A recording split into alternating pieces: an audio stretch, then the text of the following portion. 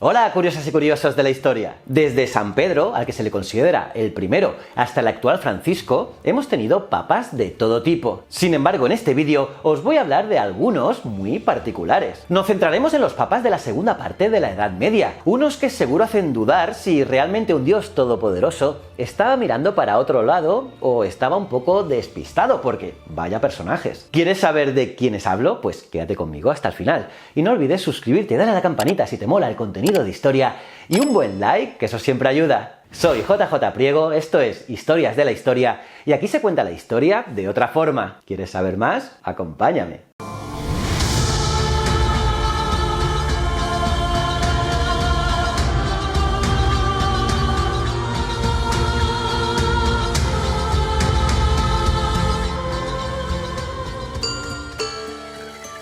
Empecemos con el Papa Formoso I, objeto de una farsa histórica orquestada por sus enemigos, los Spoleto. Este papa murió en el año 896 y fue enterrado en la antigua basílica construida sobre la tumba de San Pedro. Le sucedió un papa enemigo, Esteban VI, amigo de los Spoleto, quien se vengó de una manera terrible. Y es que los papas no podían ser obispos de Roma siendo obispos de otra diócesis, caso que ocurrió con Formoso. Y es por ello que el nuevo papa le montó un juicio al cadáver. Sí, al cadáver, lo que oyes. Y sí, todos pensaron que sería en ausencia del acusado. Pero no. Y es que exhumaron el cuerpo y lo sentaron en el trono papal con ornamentos y todo. Y fue lógicamente declarado culpable y se declaró inválida su elección como papa, se le arrancaron sus vestiduras y se anularon todos los actos y ordenaciones de su periodo. Y por si fuera poco, luego su cuerpo fue arrojado al Tíber, sí, al río. Tremendo. Y todo esto era porque Esteban también incumplía el mismo tecnicismo, pero al anular su propia ordenación, ahora sí podía ser papa. Lo que está claro es que fue un espectáculo tétrico para los asistentes, y el nuevo líder católico desencantó a muchos con aquel acto, y por eso fue asesinado unos meses más tarde. Vamos, el karma. Y ahora vamos a otro periodo, entre el nombramiento de Sergio III en el año 904 y la muerte de Juan XII en el 964. Un periodo que fue denominado la Edad Oscura, o también denominada la pornocracia, como le llamó el historiador y cardenal italiano Cesare Baronio. Sí, la habéis oído bien, la pornocracia.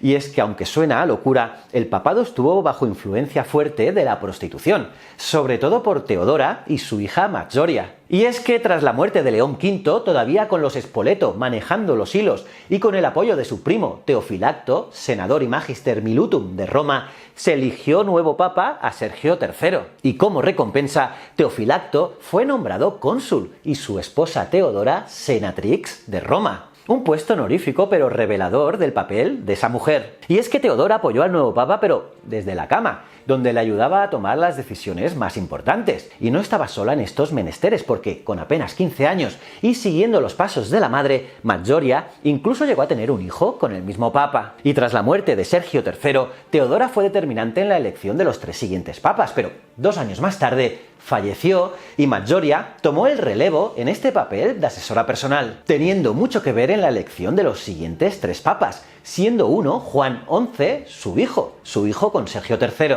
Y el hijo, agradecido por aquel honor, le otorgó el título de Senatrix Patricia Romanorum, que no sé exactamente cuáles eran sus funciones, pero el título impresiona. Y tras el fallecimiento de su segundo marido, Maggiore intentó seguir ganándose poder casándose con Hugo de Arles, el rey de Italia, pero había un problema. Y es que su hijo, Alberico II, hermanastro por parte de madre del nuevo papa, se oponía a aquella boda. Pero no solo eso, sino que lideró una revuelta popular que expulsó de Roma a Hugo de Arles, encerró al papa y recluyó a su madre en un convento donde murió en el año 936. Y el hijo asumió el papel de la madre y de la abuela y continuó eligiendo papas. Y tras la muerte de su hermanastro Juan XI, se eligió a León VII, que fue un papa que ha pasado a la posteridad no por las cuestiones eclesiásticas, no, sino por su muerte. Y es que León VII era un hombre sexualmente muy activo, que tenía numerosas mujeres a su disposición.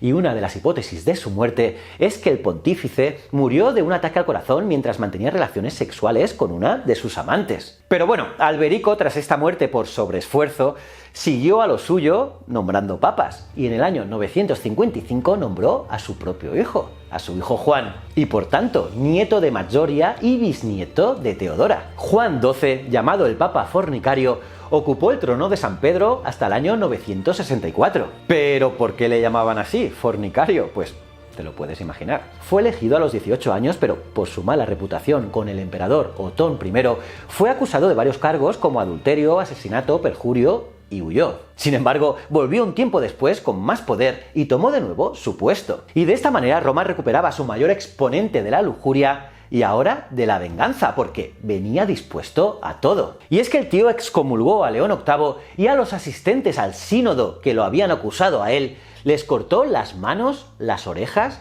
y la nariz. ¡Tremendo! Y lamentablemente para él, en el año 964 cometió un error.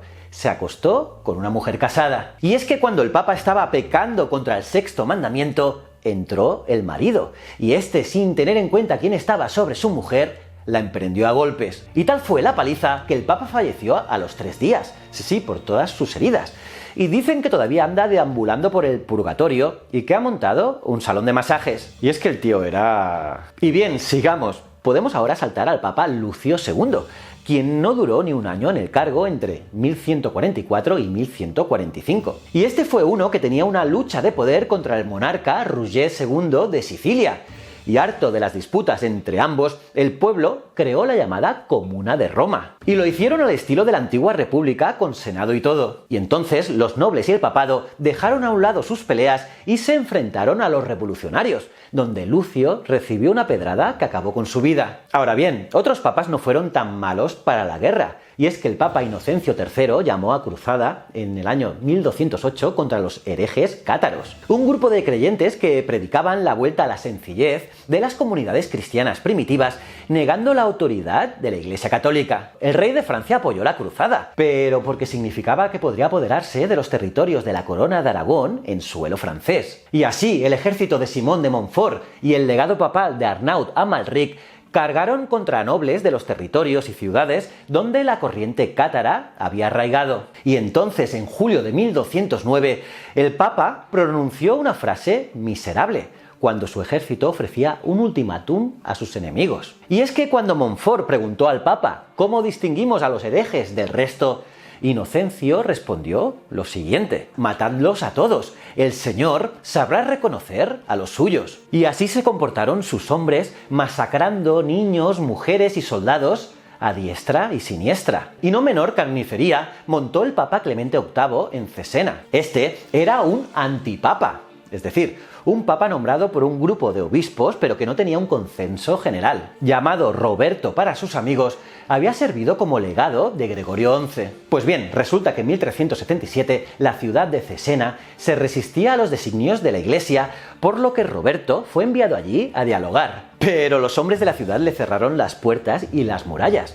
Y fue entonces cuando el hombre prometió ir en nombre de Dios con el único propósito de escuchar sus reivindicaciones. Pero una vez que le abrieron las puertas, él y un grupo de mercenarios comenzaron la masacre. 3 días y 3 noches de saqueo, incendios y asesinatos. Al año siguiente, Roberto fue nombrado Clemente, pero su apodo perduró como el carnicero de Cesena. Y como todos estos, hay otros papas con historias súper raras, ya que como este, hubo un antipapa que fue pirata y que fue llamado Juan XXIII en 1410. O un papa muy vanidoso que quiso también llamarse Formoso porque significa hermoso y que murió supuestamente sodomizado por un amante. O otro papa llamado Alejandro VI, que es un papa recordado por utilizar a su hija como moneda de cambio y solo para ganar favores y poder. Vamos, como un gángster. Y si quieres que hable sobre ellos, puedo hacer otro vídeo. Solo hace falta que me lo digas en los comentarios. Siempre los leo todos. Y nada, aparte de suscribirte, dale a la campanita, un buen like, que eso siempre ayuda. Y recuerda, el conocimiento es un requisito esencial para la supervivencia. Por cierto, aquí tienes un vídeo que lo tienes que ver sí o sí. Nos vemos en el próximo vídeo.